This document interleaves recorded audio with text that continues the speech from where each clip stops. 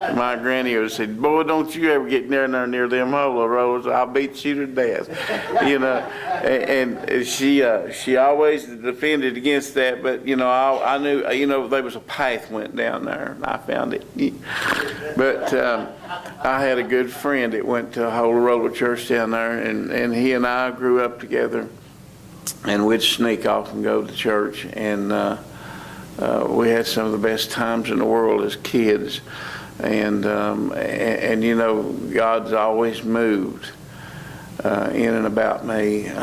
He's always had his hand, his finger on me for one purpose or another.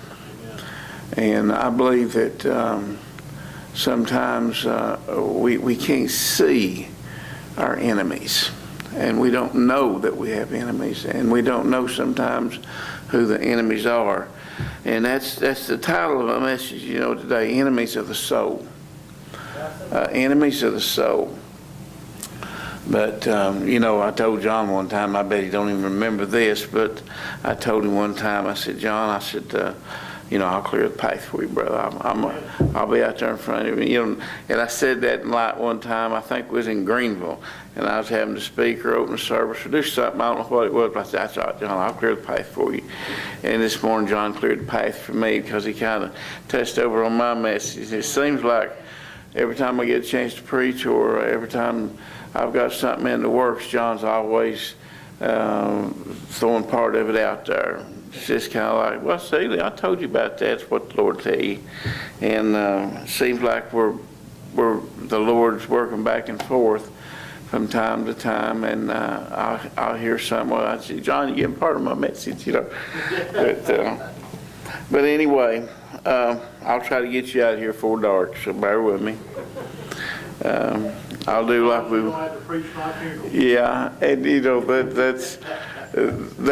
What John's talking about there, for you that don't know, it's kind of it's a comical situation, but we was in Africa, and it's hot in Africa. It ain't cold, and I mean hot. I mean my freckles were sliding.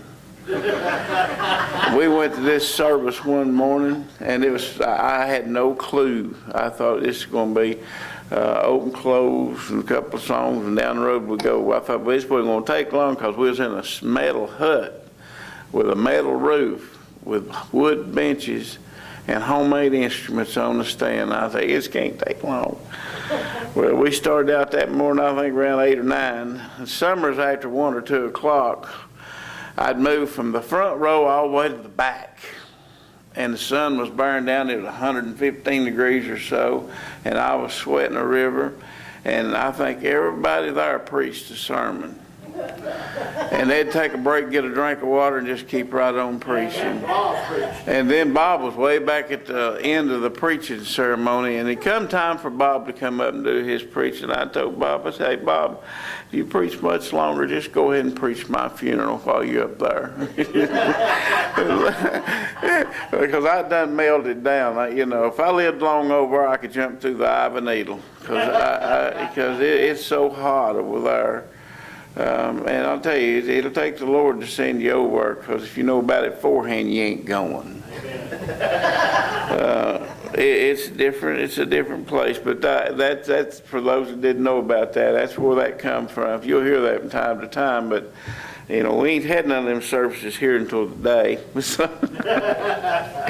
But anyway, let me get into my message here.